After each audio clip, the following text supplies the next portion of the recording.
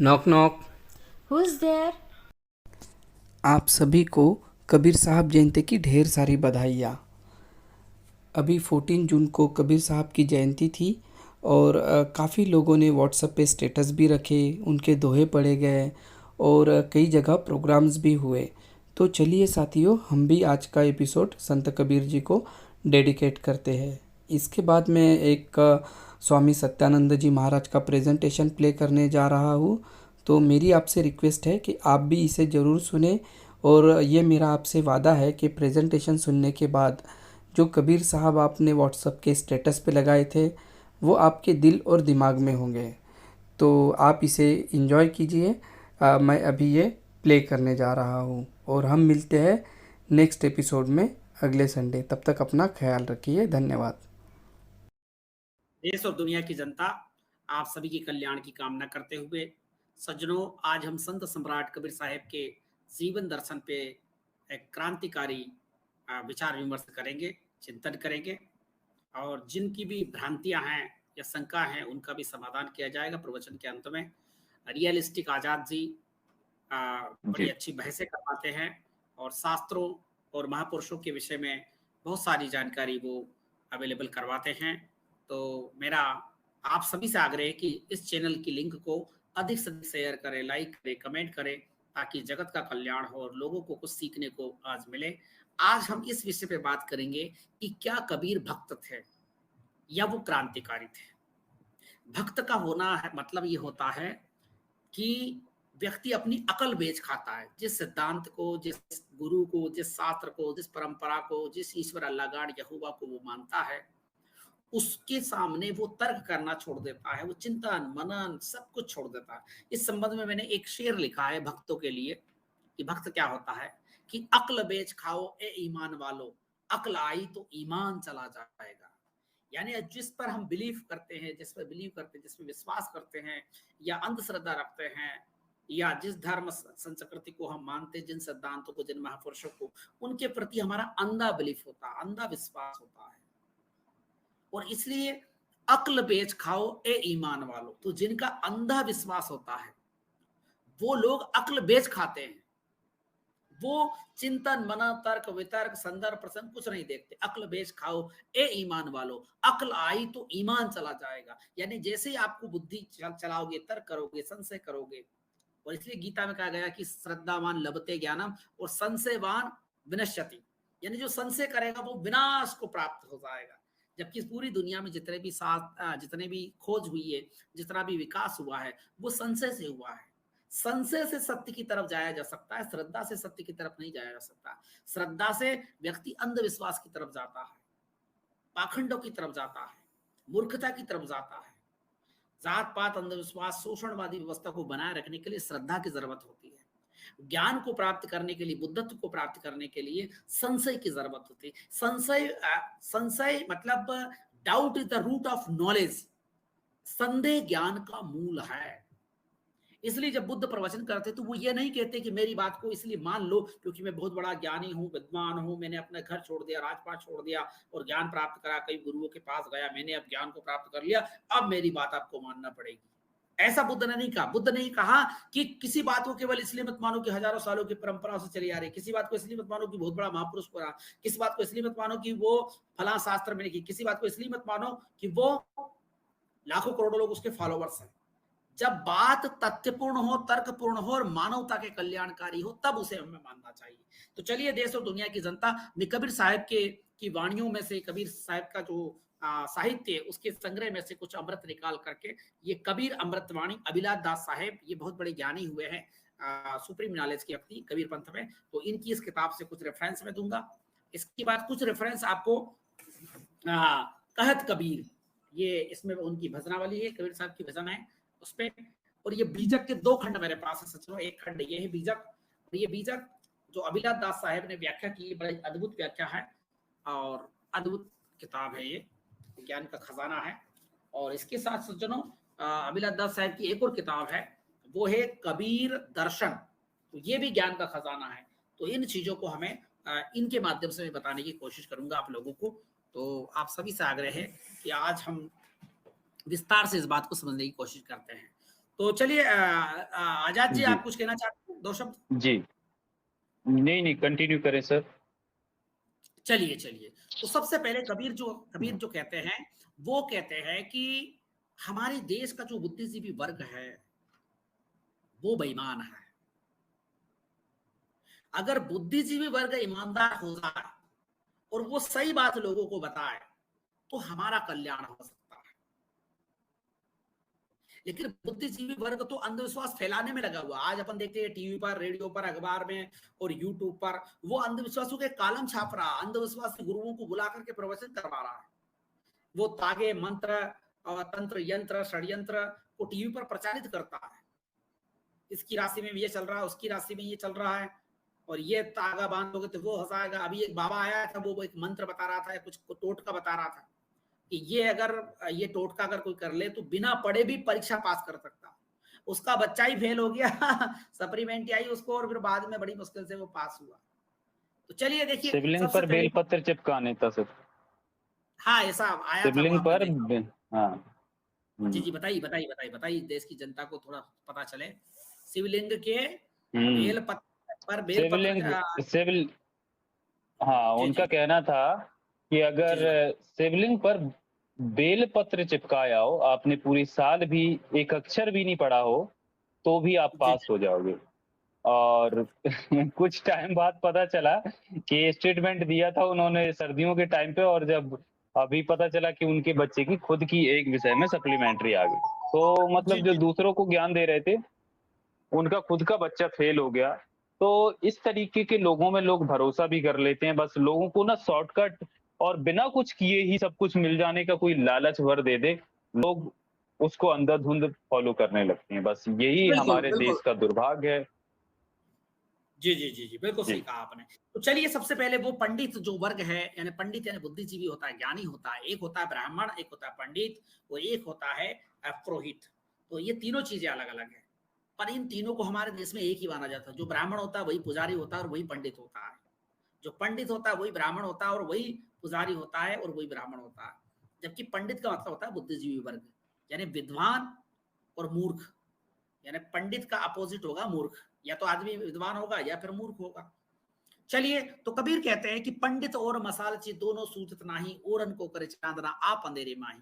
कबीर साहब ने झटकारा, लोगों को बताया कि जैसे मसालची होता है, वो मसाल टांग करके घूमता है, ऐसे लेकर के घूमता है मसाल, यानी वो दीपक जला करके या मसाल जला करके, लेकिन वो खुद अंधेरे में रहता है, दूसरे को वो ज्ञान बांटता है।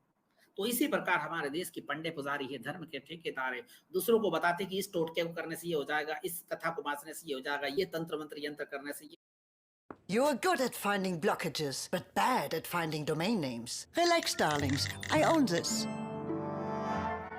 करने से ये हो जाएगा। अरे भाई, कभी तू खुद तो कर ले, तेरे यार तो टोटका टोटकी कर ले, तुझे भीख मांगने की जरूरत नहीं पड़ेगी। तो इस तरीके से कबीर ने कहा कि पंडित और मसालची दोनों सूझत नाही, औरन को करे चांदना आप अंधेरे माही। हुँ। तुम दूसरों को उजाला दिखा रहे हो, तुम्हारे घर में ही अंधेरा है। आपने देखा होगा आजाद साहब कि हमारे देश में हर गांव में 10-15 पंडे होंगे, 10 पंडे तो होंगे कम से कम। एक गांव में 10-5 लोगों को देवता आते हैं। ऐसे ऐसे औरतें घूमती है, वो बाल छोड़ लेती है और 10 कहती पा है 10-5 हाँ, क्या स्वामी जी, मैं तो देखा हूँ, आप तो जी, कम जी, ही बता रहे हैं 10-5। गाँव के हाँ, लेवल पे आप देखने जाओगे तो हर दूसरे चौथे घर में आपको कोई नहीं कोई ऐसा एक औरत या आदमी मिल ही जाएगा जिस पे या तो कोई देवी आ रही होगी या कोई देवता आ रहा होगा, और बिल्कुल सही। कभी भी झूमने लग जाते हैं। हाँ, तो उसमें अब मेरा ये तर्क है, मैं कहता हूँ कि भाई ठीक है, तुम बड़े पवित्र आत्मा हो, तुम्हारे अंदर देवता आता है, तुम्हारे अंदर देवी आती है, तो कम से कम अपने बच्चों को डॉक्टर, हुँ, इंजीनियर, वकील, मजिस्ट्रेट, प्रोफेसर बना लो। अपना महल बना लो, तुम्हारे पास देवता से डायरेक्ट कॉन्टेक्ट है, भाई मैं देवता हूँ, तो कम से कम एक महल मेरे पास होना चाहिए, बेहतरीन गाड़ी होना चाहिए, बेहतरीन बंगला होना चाहिए। और हम देखते हैं कि हमारे देश में जिन हुँ, लोगों को देवी देवता आते हैं, अब वो बेचारे अधिकतर गरीब तबके के रहते हैं, दलित, आदिवासी, पिछड़ी जातियों के हैं। और एक बार मैं प्रवचन कर रहा था, एक बड़े शहर में गया, तो वहां पर मेरा प्रवचन था। हुँ, तो एक आदमी बड़ा वो ऐसे लौटने लगा और ये करने लगा, बोला रहा तो कहने लगा, हाँ, हाँ साहब, मुझे कुछ नहीं चाहिए, हाँ, मैं मेरे मंदिर बनवा दो, मेरा मंदिर। उसको देवी आती थी। अरे मैंने कहा, देवी का ही तो देवता है, पैंट शर्ट पहन के इसको देवता आने लग गया। तो इसलिए कबीर ने इनको झटकारा था पंडित केरी पोथिया ज्योति तर का ज्ञान, औरन सगन बतावई अपना फंद न जान।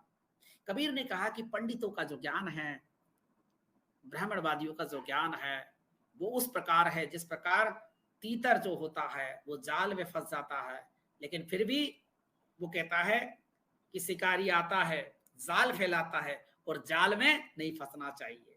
तो ऐसा इनका ज्ञान है। पंडित छोड़ो पातरा, काजी छोड़ कुरान, और वह तारीख बतलाए दे थे न जमी आसमान। पंडित से कहते हैं कि तुम्हारे अपने पोथी पत्रा को एक समेट रखो और कुरान को काजी जी छोड़ दो, और ये बताओ कि वो तारीख बता दो जब सृष्टि की उत्पत्ति हुई या विकास हुआ। तो पढ़े गुने सीखे सुने मिटे न सन से सूल, और कहे कबीर कासे कहूं ये ही दुख का मूल। कबीर साहब ने देखा कि मेरे चारों ओर वेद शास्त्रों के ज्ञाता है, उपनिषदों के ज्ञाता है, गीता भागवत के पुराणों के ज्ञाता है, लेकिन इनके अंदर दया प्रेम करुणा ममता नहीं है। ये जात पात अंधविश्वास फैलाने में लगे हुए काशी में बैठ करके पंडित पुजारी। तो कबीर ने कहा था कि पढ़े गुने सीखे सुने मिटे न संशय सूल, फिर भी इनके मन का संशय नहीं मिटता है। वो कहे कबीर कासे कहूं ये ही दुख का मूल। पढ़ा लिखा आदमी अपने घर पर काली हांडी टांगता है, पढ़ा लिखा आदमी इसी देवी देवता के नाम पर बकरा बकरी काटता है, मानता करता अपने बच्चे बच्चे की। पढ़ा लिखा आदमी सब प्रकार के तीर्थ व्रत पूजा पाठ करता है, रोजे नमाज जो भी करता है सब कुछ करता है, सारे अंधविश्वासों को मानता है। अनपढ़ भी मानता है, पढ़ा लिखा भी मानता है। तो फिर पढ़ाई लिखाई का मतलब क्या है? फिर डॉक्टर इंजीनियर वकील मजिस्ट्रेट प्रोफेसर बनने का मतलब क्या है? तो सज्जनों, इसलिए कबीर ने कहा था कि पढ़े गुने सीखे सुने मिटे न संशय सूल, वो कहे कबीर कासे कहूं ये ही दुख का। चलो, एक अनपढ़ आदमी को पता नहीं कि हमारा शरीर क्या है, पर जिस आदमी ने एनाटॉमी पढ़ी, फिजियोलॉजी पढ़ी, वो डॉक्टर बन गया, वो न्यूरोलॉजी का विशेषज्ञ बन गया, न्यूरो सर्जन, न्यूरोलॉजी का सर्जन बन गया, कोशिका विज्ञान का विशेषज्ञ बन गया।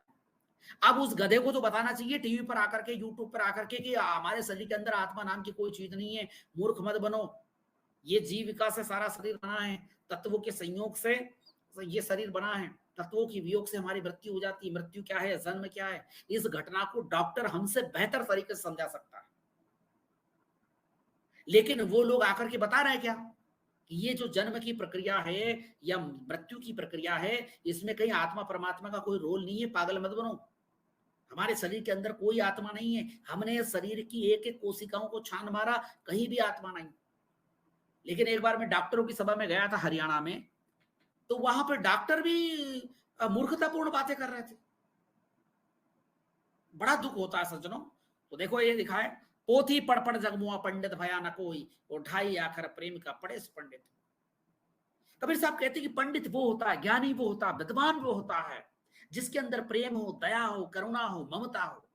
पंडित वो नहीं होता है जो जात पात फैलाता हो, जो ऊंच नीच फैलाता हो, जो छुआछूत फैलाता हो, जो अंधविश्वास फैलाता हो, जो तंत्र मंत्र यंत्र के नाम पर लोगों को ठगता हो, जो राशि फल के नाम पर लोगों को ठगता हो, जो ग्रह नक्षत्र की शांति बताने करने की बात कहता हो।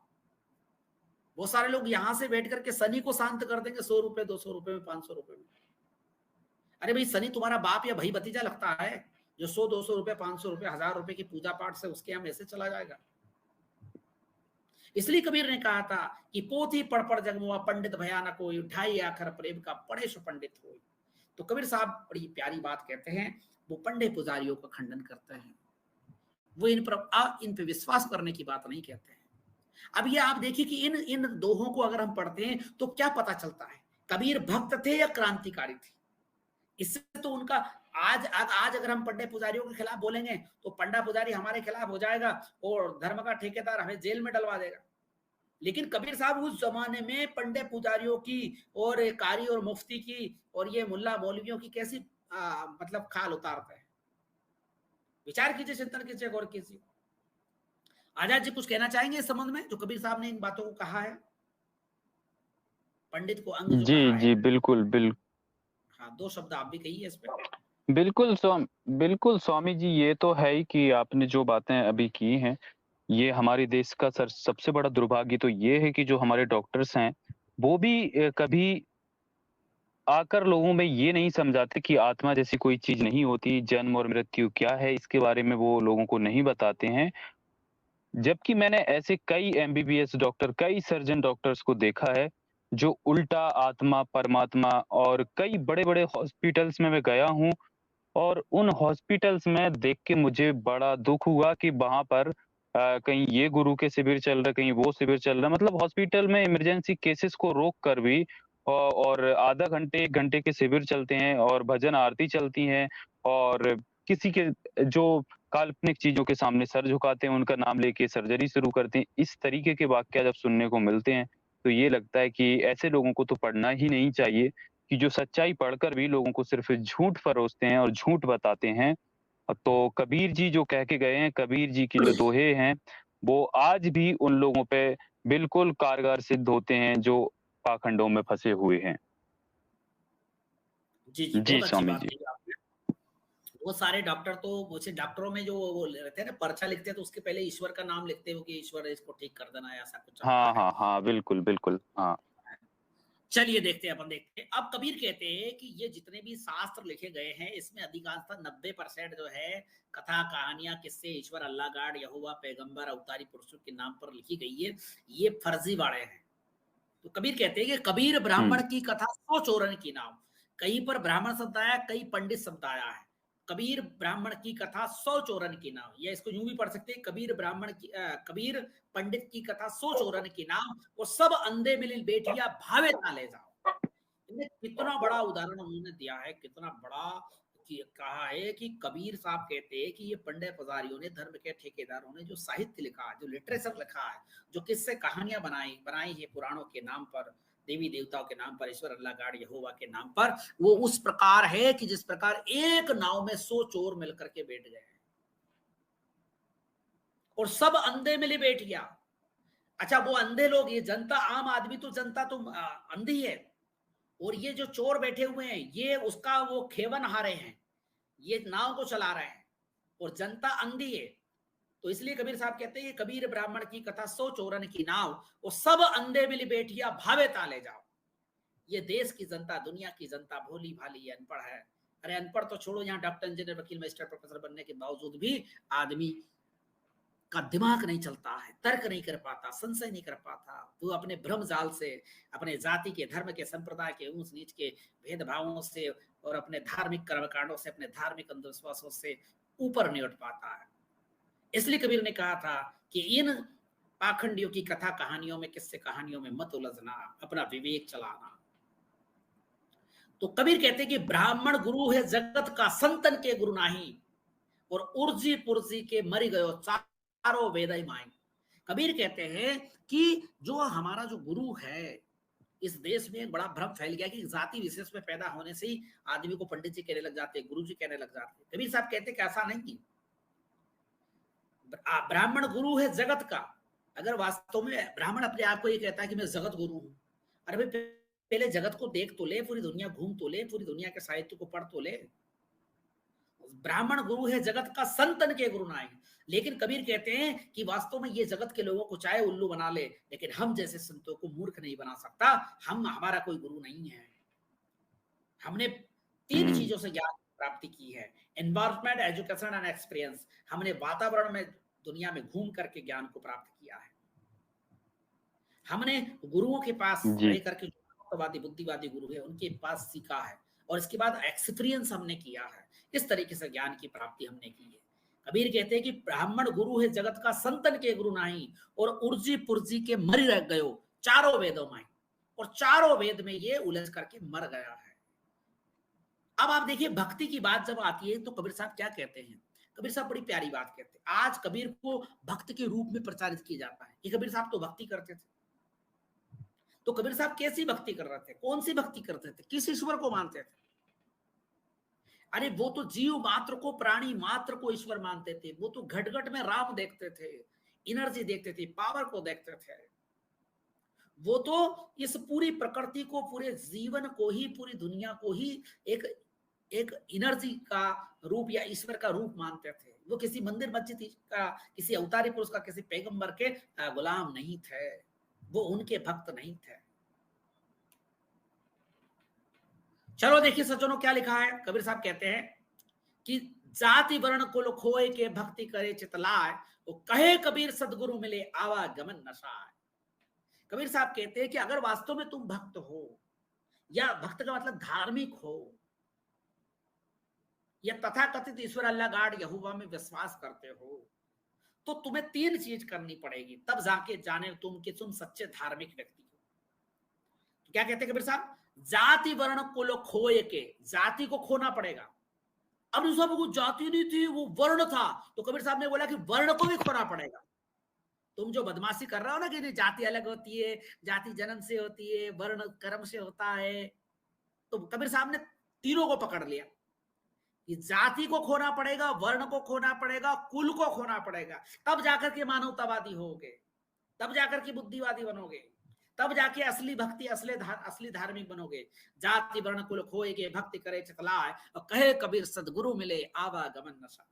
हमारे देश में एक बड़ा अंधविश्वास है आवागमन का, 84 लाख योनियों से भटक रहे हैं, ना जाने कैसे पाप किए थे तो आज ये जन्म मिला हमें और हम भटक रहे हैं, शोषण हो रहा है, अन्याय अत्याचार हो रहा है, और मरने के बाद ना जाने हमारा क्या होगा और कर कितनी योनियों में भटकना पड़ेगा, 84 लाख योनियों। अगर सदगुरु मिल जाए तो 5 मिनट में उसके ज्ञान के माध्यम से ये आवागमन के चक्कर का अंधविश्वास खत्म हो जाएगा। हमारा फर्स्ट एंड लास्ट जीवन है। हम माता पिता की 2 कोशिकाओं से मिलकर के बने हैं। हमारे शरीर के अंदर कहीं भी आत्मा नहीं है।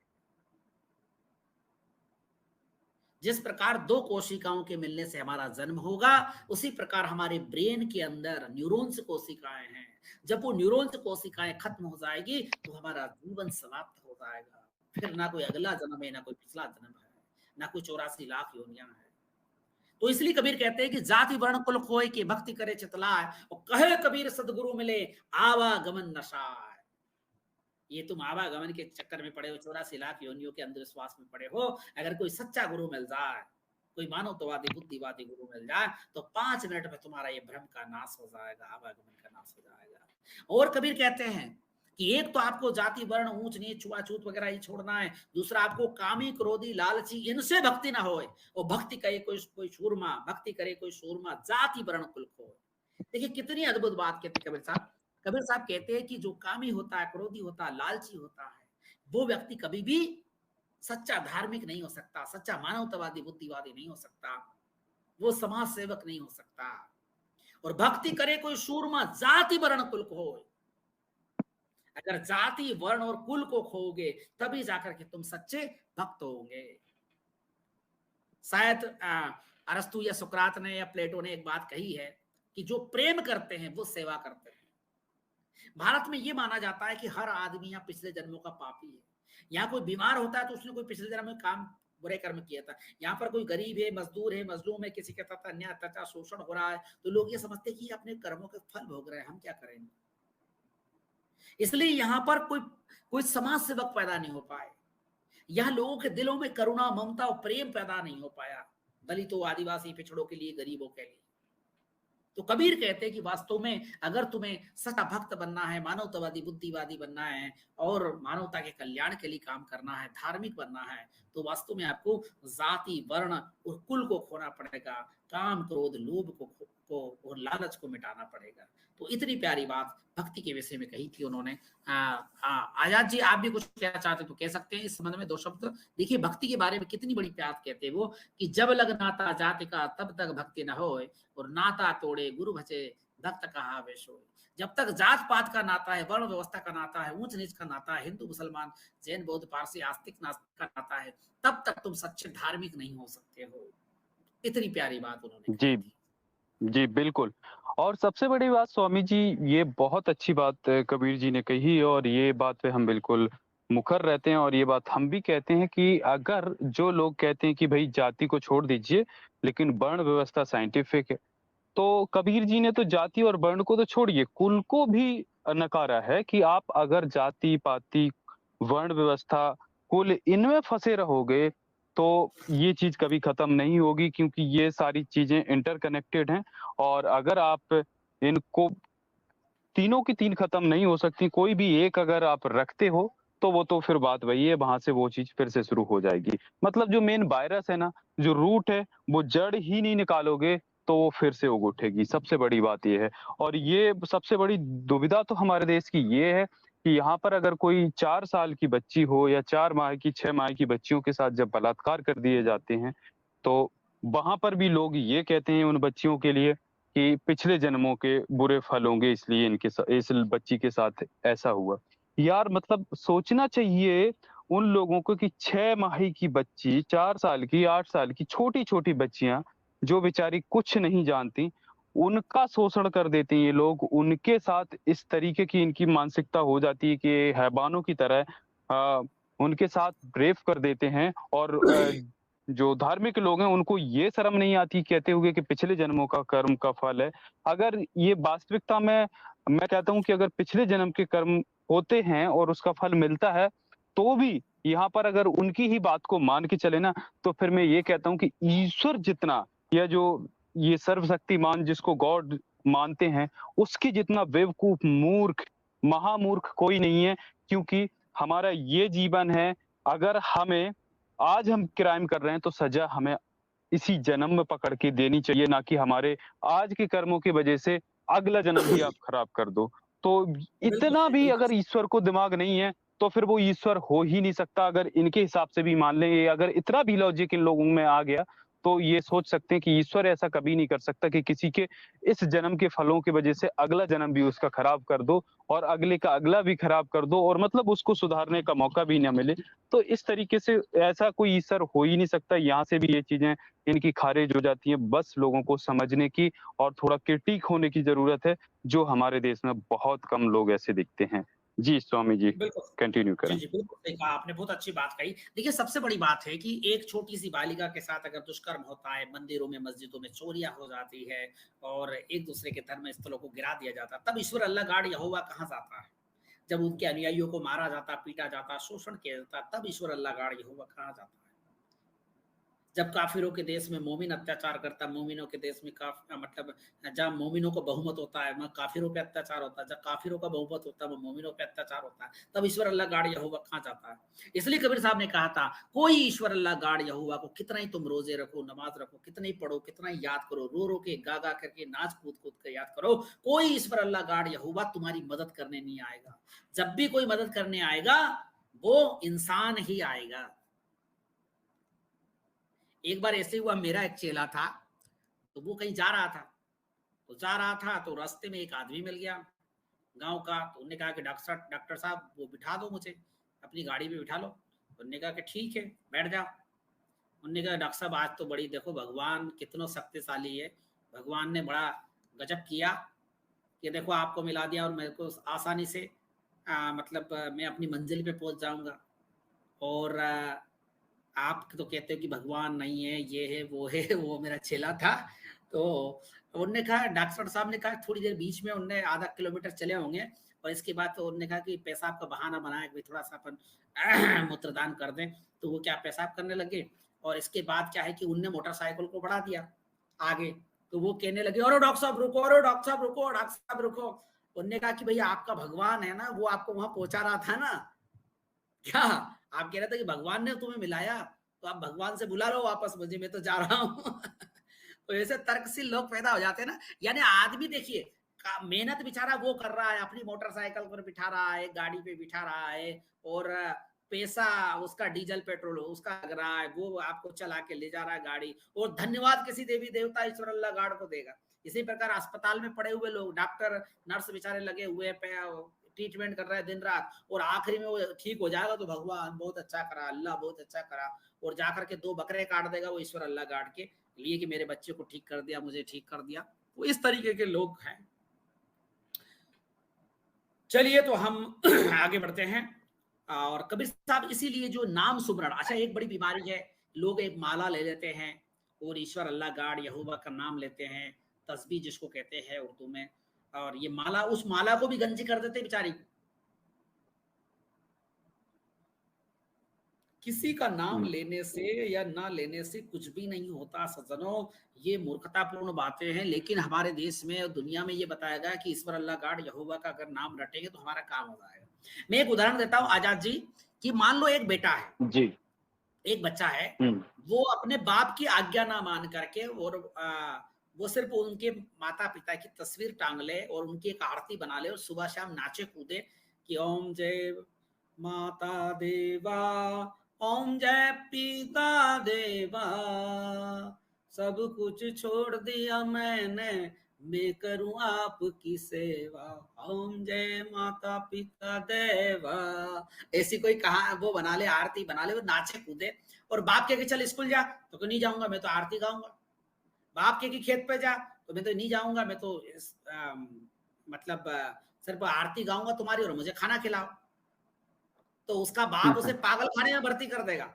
यार कैसा बच्चा है। मैं बिल्कुल। कह रहा हूँ कि स्कूल जा, मैं कह रहा हूँ कि कहीं नौकरी कर, मैं कह रहा हूँ कि कहीं घर का काम कर, खेतों में काम कर। वो तो कह रहा है कि ओम जय पिता देवा, स्वामी जय पिता देवा, तुमने किया है पैदा, मैं करूं तुम्हारी सेवा, ओम जय पिता देवा, ओम जय माता देवा।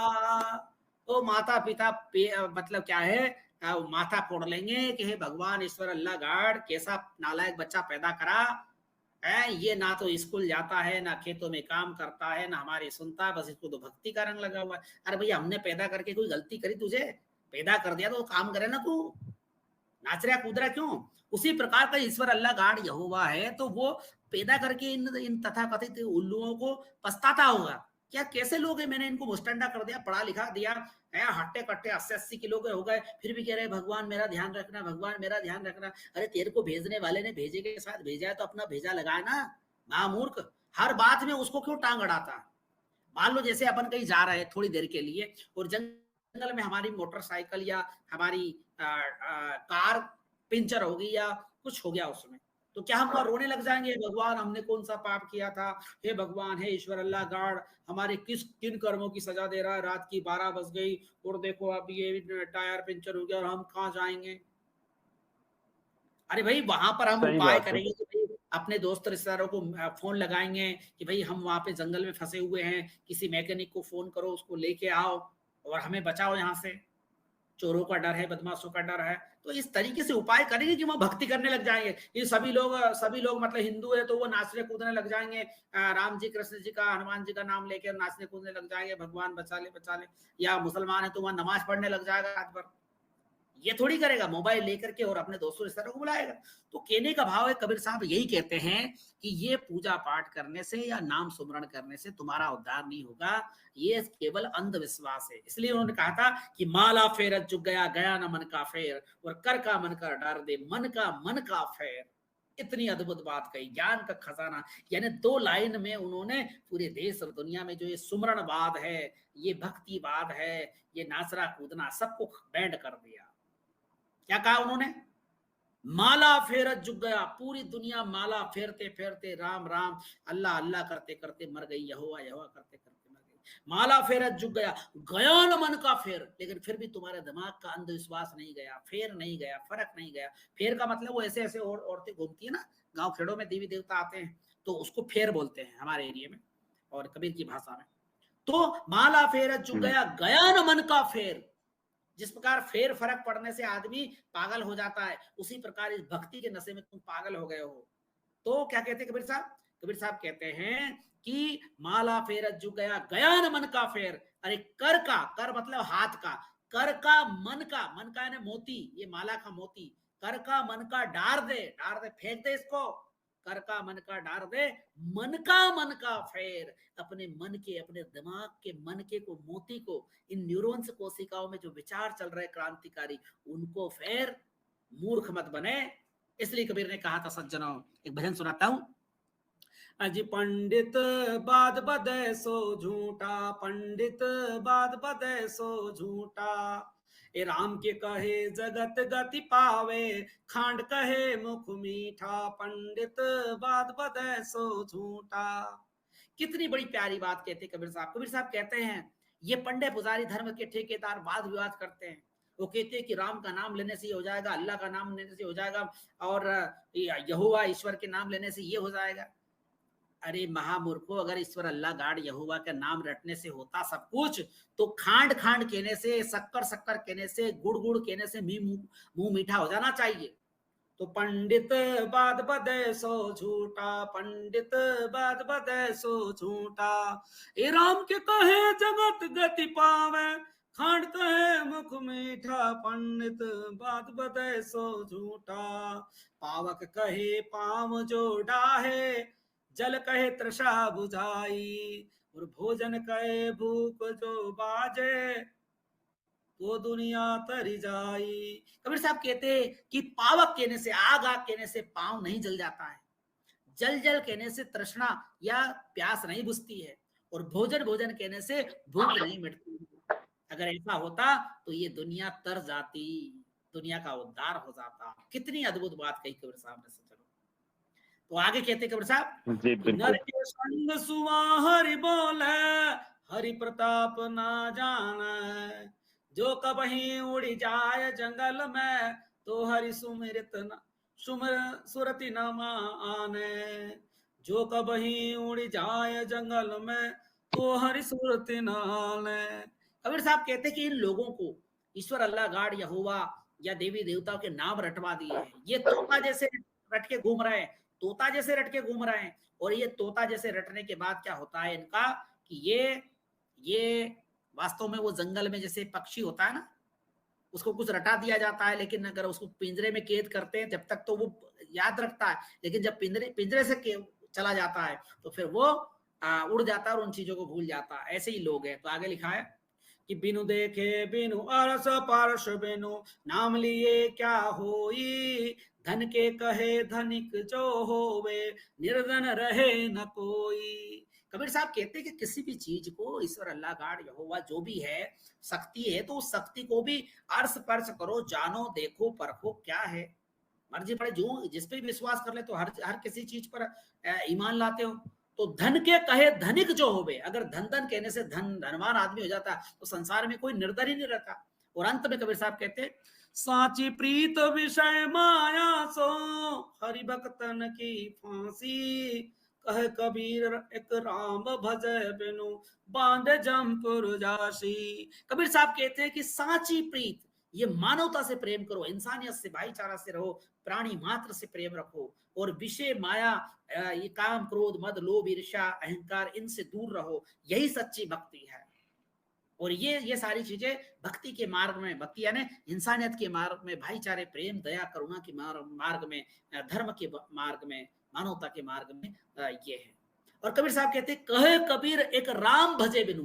अब यहाँ राम शब्द आया। अब यहाँ पे देखिए कबीर साहब यहाँ कहते हैं कि पंडित बात बदे सो झूठा, राम के कहे जगत गति पावे, खांड खाए मुख मीठा। एक तरफ वो कहते हैं कि राम के कहने से अगर जगत का उद्धार हो जाता तो फिर खांड खांड कहने से मुंह मीठा हो जाता। और लास्ट में कहते हैं कि कहे कबीर एक राम भजे बिनु, बांधे जमपुर जासी। तो ये विरोधाभास क्यों है?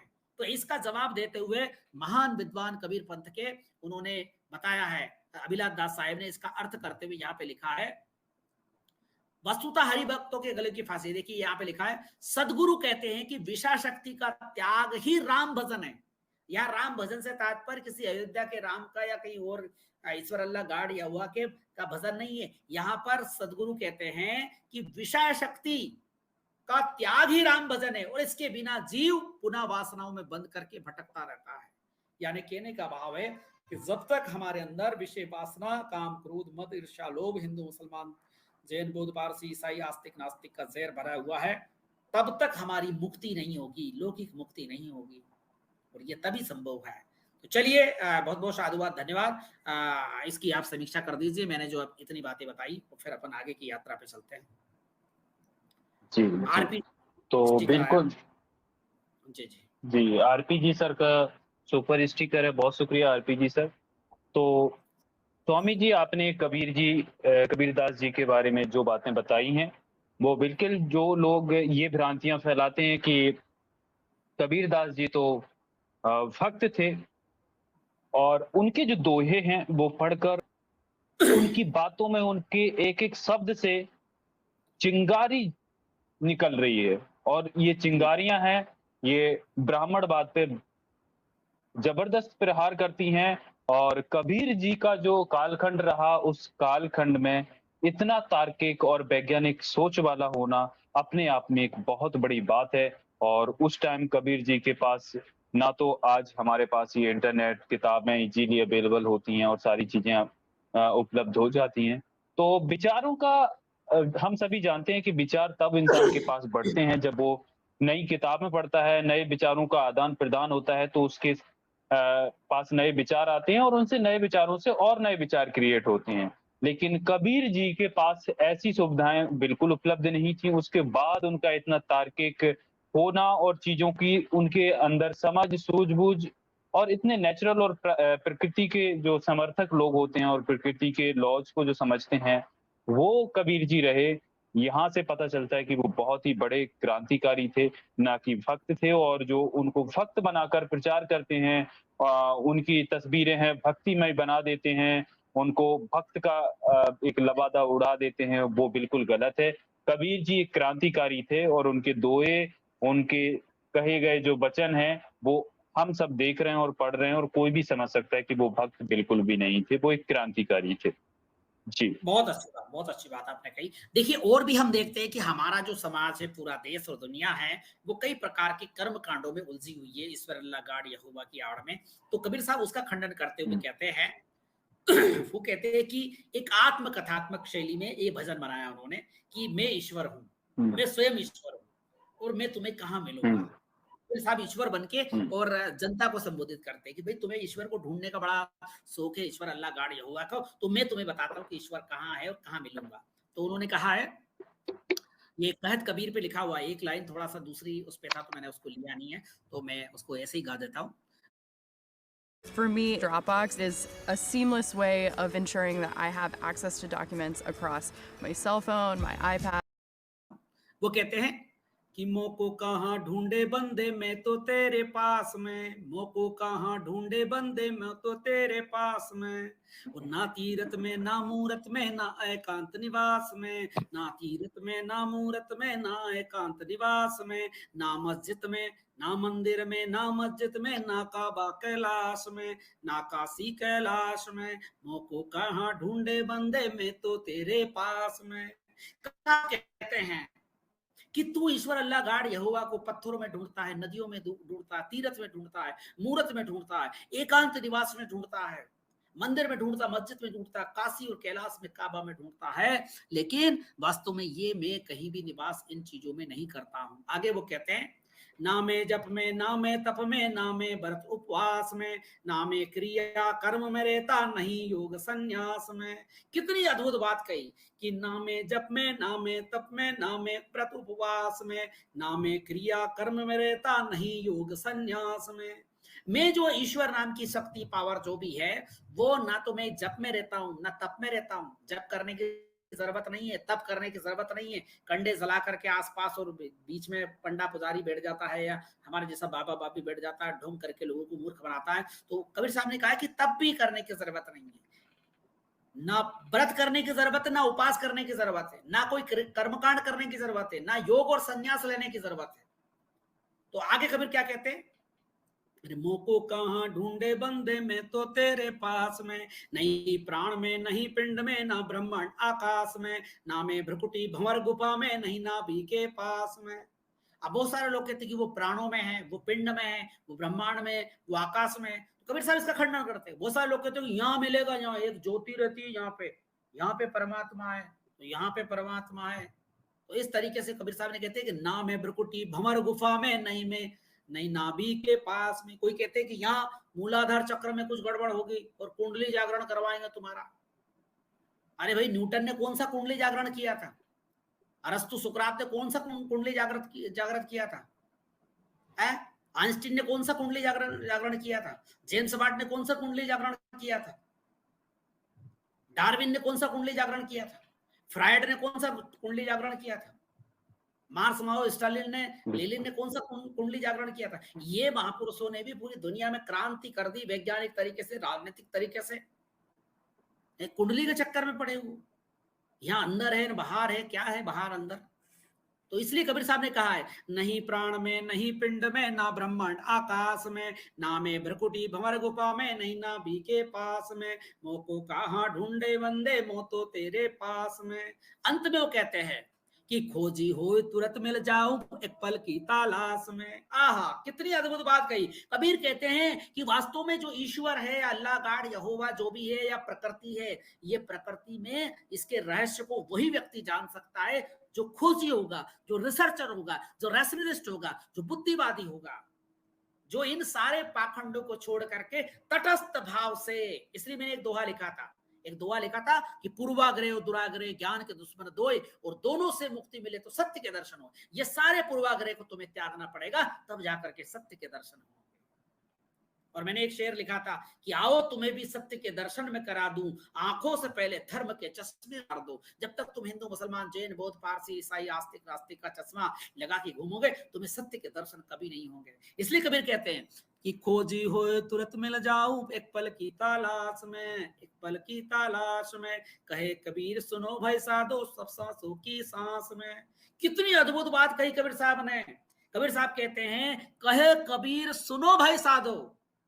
अरे कबीर तुमसे कहता है, नाचने की नहीं कह रहा, गाने की नहीं कह रहा, तुम्हें इन बातों को अपनी जिंदगी में उतारना है, साधना करना है।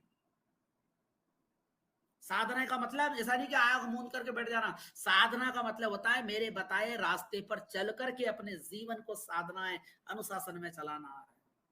और क्या कहते हैं, वो ईश्वर कहाँ है, वो अल्लाह गाड कहाँ है, यहोवा कहाँ है? वो कहते हैं खोजी हो तुरंत मिल जाऊं एक पल की तलाश में, कहे कबीर सुनो भाई साधो सब सांसों की सांस में। प्राणी मात्र ही ईश्वर है, प्राणी मात्र से प्रेम करना ही भक्ति है, प्राणी मात्र के प्रति दया करुणा प्रेम रखना यही भक्ति है, यही पूजन है, यही व्रत है, यही तीर्थ है। कितनी अद्भुत बात और वैज्ञानिक बात कही। किसी प्रकार का कर्म कांड करने की जरूरत नहीं है, किसी प्रकार के अंधविश्वास की जरूरत नहीं है। प्राणी मात्र से प्रेम करे, प्राणी मात्र के कल्याण में लग जाओ, यही भक्ति है और यही शक्ति है और यही युक्ति है इस संसार से मुक्त होने की, जीते जी बुद्धत्व की प्राप्ति की, ज्ञान की प्राप्ति की।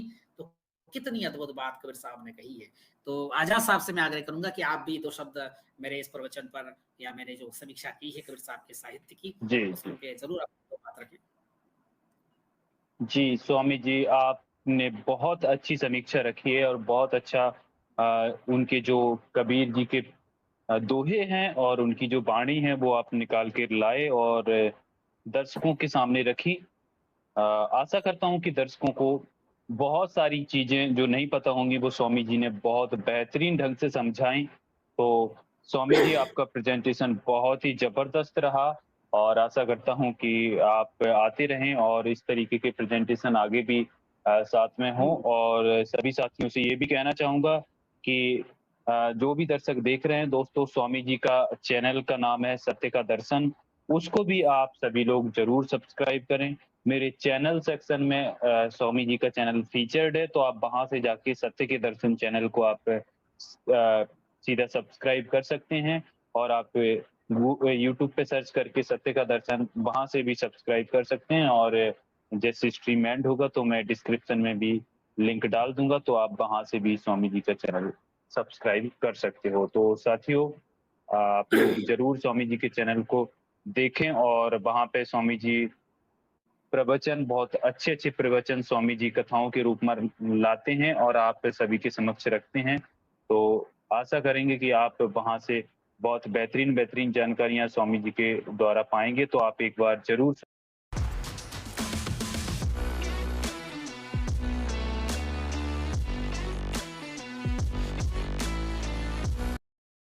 स्वामी जी के चैनल को सब्सक्राइब कर लें अभी जाके। जी स्वामी जी जी, बहुत बहुत धन्यवाद। देखिए कुछ बातें और हैं जो रह गई है, तो उसको और मैं बता दूं। एक बार लोग बहुत सारी बातें करते हैं, मुक्ति की बात करते हैं, मुक्ति क्या होती है। तो कबीर साहब ने मुक्ति की बहुत प्यारी बात कही है, वो उन्होंने परिभाषा दी है। मुक्ति जीते जी होती है, जीते जी ज्ञान की प्राप्ति होती है, जीते जी बुद्धत्व होता है। मरने के बाद तो इंसान या तो कब्र में चला जाता है और मिट्टी में मिल जाता है, या फिर उसको जला दिया जाता है तो वो राख हो जाता है, वातावरण में मिल जाता है, इसके बाद कुछ नहीं बचता।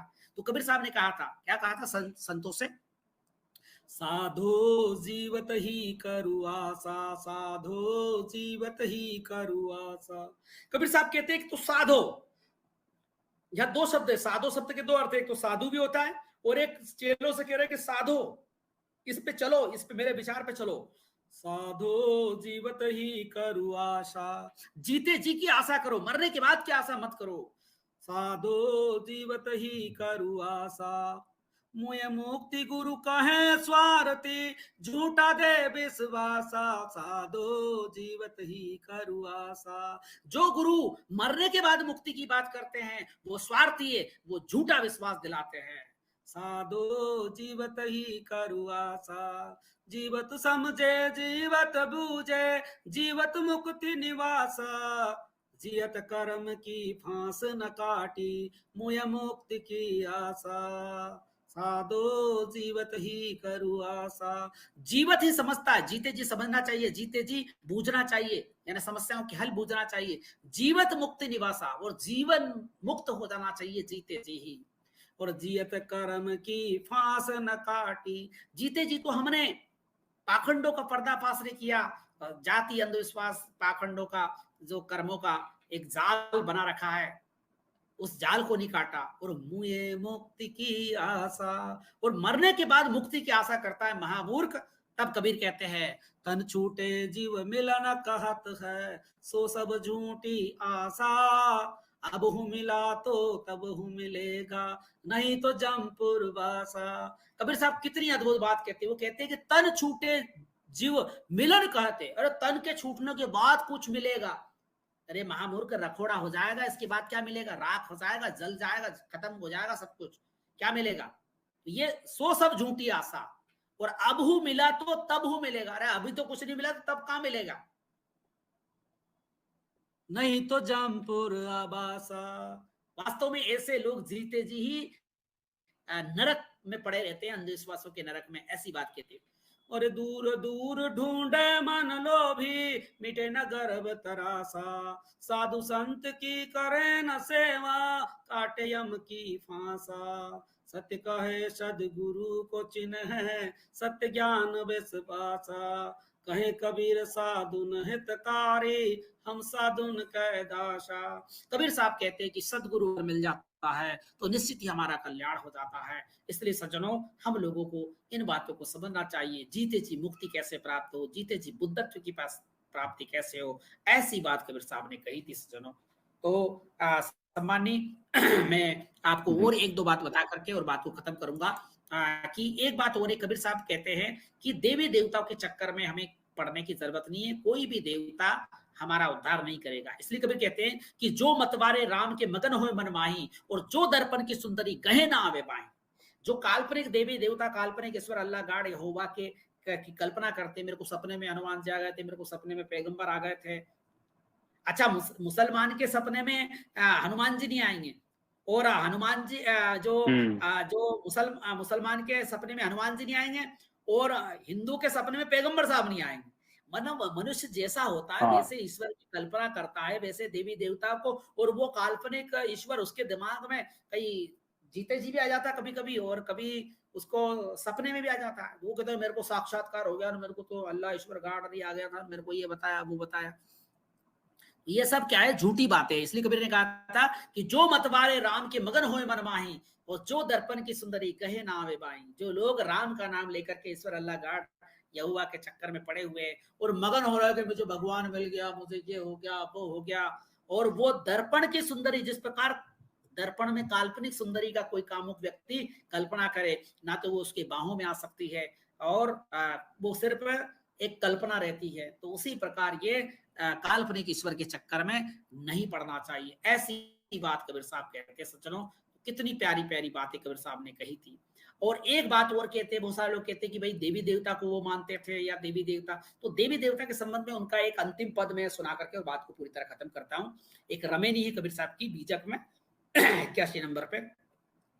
तो देखो उन्होंने क्या लिखा था कि हमारे यहाँ पे पौराणिक देवी देवताओं का जो कल्पना की गई है, और जितने भी ईश्वर अल्लाह गाड यहोवा के जो पैगंबर है, और जो भी ये जितने भी लोग हैं, इनका उस तात्कालिक जमाने में चरित्र देखा जाए तो पता चलेगा कि ये सभी लोग आज के लिए आदर्श नहीं है। आज के लिए आदर्श नहीं है। उस जमाने में छोटी छोटी 5 साल 6 साल की बच्ची के साथ 50 साल का आदमी शादी कर लेता था, 9-10 साल की लड़की के साथ गुना हो जाता था और संबंध बनाता था 50 साल 30 साल का आदमी। तो आज वो उस जमाने के आदर्श आज आदर्श नहीं हो सकते। उस जमाने के जो हीरो थे वो आज हीरो नहीं हो सकते। उस ज़माने का जो कानून था, आज कोई 6 साल की बच्ची की शादी करेगा कोई 30 साल, 50 साल, 40 साल के आदमी से? संभव ही नहीं है वो। और आज कोई बिल्कुल, भी बिल्कुल। आदमी इतनी बड़ा धर्म का ठेकेदार हो, वो भी नहीं करेगा। तो सज्जनों और ये ऐसी बात करने में शर्म आती है। आज अगर हम पुराने देवी देवताओं का या ईश्वर अल्लाह गाड यहोवा के जो पैगंबर अवतारी पुरुष है, अगर उन्होंने छोटी छोटी बच्चियों से शादी की या उन्होंने हजारों औरतें रखी या उन्होंने दासियां रखी, रखेले रखी, लोंडियां रखी, तो उनका चरित्र पढ़ के, इतिहास पढ़ के और शर्म आती है हमें। इसलिए अब सब सभी धर्मों के ठेकेदार यूट्यूब पर आकर के अपने बाप दादा नहीं ऐसा लिखा है, ऐसा नहीं ऐसा लिखा है, ये प्रक्षिप्त है, ये बाद में जोड़ा गया है, तुम अरबी नहीं जानते हो, तुम संस्कृत नहीं जानते हो, तुम्हारा उच्चारण ठीक नहीं है, तुमने ढंग से कुरान नहीं पढ़ी, तुमने हदीस नहीं पढ़ी, तुमने ढंग से गीता नहीं पढ़ी, बाइबल नहीं पढ़ी, और तुम नास्तिक हो, तुम हिंदू विरोधी हो, तुम काफिर हो, तुम मुसलमान विरोधी हो। इस तरीके से कह करके अपने बाप दादाओं के काले कारनामों को छुपा रहे हैं। इसलिए कबीर ने कहा था कि कैसे देवी देवताओं को मानूं मैं?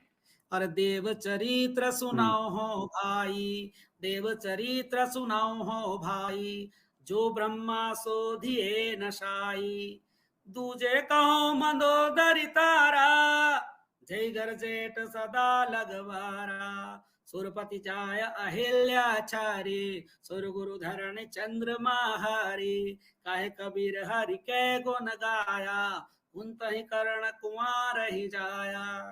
कबीर साहब कहते हैं कि कैसे देवी देवता हमारे पौराणिक भाइयों ने बनाए, हमारे पंडित पुजारियों ने कैसे कैसे देवताओं के चरित्र चित्रण किए हैं। देव चरित्र सुनाओ हो भाई, जो ब्रह्मा सोधिए नशाई। अरे ब्रह्मा जी की ऐसी कहानी बनाई तुमने कि वो अपनी बेटी के पीछे उसकी सुंदरता को देख करके कामुक होकर के भागने लगे थे। ऐसी कहानी लिखते हो तुम?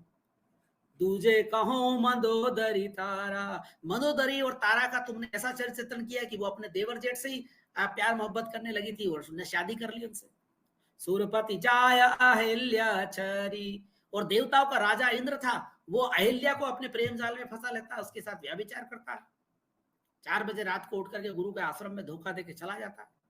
सुर गुरु धरण चंद्रमा हरि, और ये भागवत पुराण में आता है कि बृहस्पति नाम के गुरु थे, उनकी पत्नी को उनका चेला चंद्रमा हर के ले गया और बुद्ध नाम का बच्चा पैदा करके दिया, फिर वापस रिटर्न। तो कहे कबीर हरि के गुण गाया, कुंती कर्ण कुमार ही जाया। कबीर साहब कहते हैं कि तुम्हारा हरि कैसा है, तुम्हारा विष्णु कैसा है? उसने मूल निवासी राजा जलंधर की पत्नी जो थी उसकी उसके विचारी का सतीत्व हरण किया, और बाद तुम उसे देवता मानते हो, ईश्वर मानते हो। कुंती कर्ण कुमार जाया, और कुंती को एक देवता ने बहाना लेकर के श्राप का और वो शक्ति देने का, और कर्ण को पैदा कर दिया। वो दर की ठोकर खाता रहा जिंदगी भर बेचारा। तो ऐसा तो देवताओं का चरित्र, कैसे मैं ऐसे देवता को मानूं? तो सज्जनों, देश और दुनिया की जनता, बहुत बहुत साधुवाद, धन्यवाद। आप सभी के कल्याण की कामना करते हुए मैं अपने प्रवचन को यहीं पर समाप्त करता हूं। संत कबीर साहब एक क्रांतिकारी व्यक्तित्व थे। पाखंडी लोगों ने उनको एक भक्त के रूप में, एक रहस्यवादी के रूप में, एक उनको मतलब ऐसे व्यक्ति के रूप में, उसमें उनकी कबीर की साखियों में दोहे चौपाइयों में कहीं वेदांत घुसेड़ा जा रहा है, कहीं आत्मा घुसेड़ा जा रहा है, कहीं परमात्मा घुसेड़ा जा रहा है। तो इस तरीके से सज्जनों, कबीर साहब के साहित्य को भी तोड़ मरोड़ करके यूनिवर्सिटियों में पेश किया जाता है, और बहुत सारी जगह जो धर्म के ठेकेदार है और जो कम अकल कबीरपंथी लोग हैं, जिन्होंने शास्त्रों को नहीं पढ़ा, तो उन्होंने इन कबीर साहब के शास्त्रों को गंभीरता से अध्ययन नहीं किया है, बुद्धिवादी दृष्टिकोण से नहीं पढ़ा है, तो वो भी भ्रम में पड़ जाते हैं सज्जनों। इसलिए हमें कबीर साहब का अध्ययन रैशनलिस्ट और ह्यूमनिस्ट तरीके से करना चाहिए, और उनकी अच्छी अच्छी वाणियों को हमें समझना चाहिए और उनको हाईलाइट करना चाहिए जो रैशनलिस्ट और ह्यूमनिस्ट हो। तो रियलिस्टिक जी आजाद, बहुत बहुत साधुवाद, धन्यवाद करके आपने जो सम्मान दिया उसके लिए धन्यवाद। अब आप चाहें तो इसकी समीक्षा करें और कुछ कॉलर्स को भी ले लें, कोई उनके समाधान कर देता हूँ 10-15 मिनट। जी, हाँ, जरूर। तो स्वामी जी, आपका प्रेजेंटेशन तो बहुत ही जबरदस्त रहा, और दोस्तों आप सभी स्वामी जी के चैनल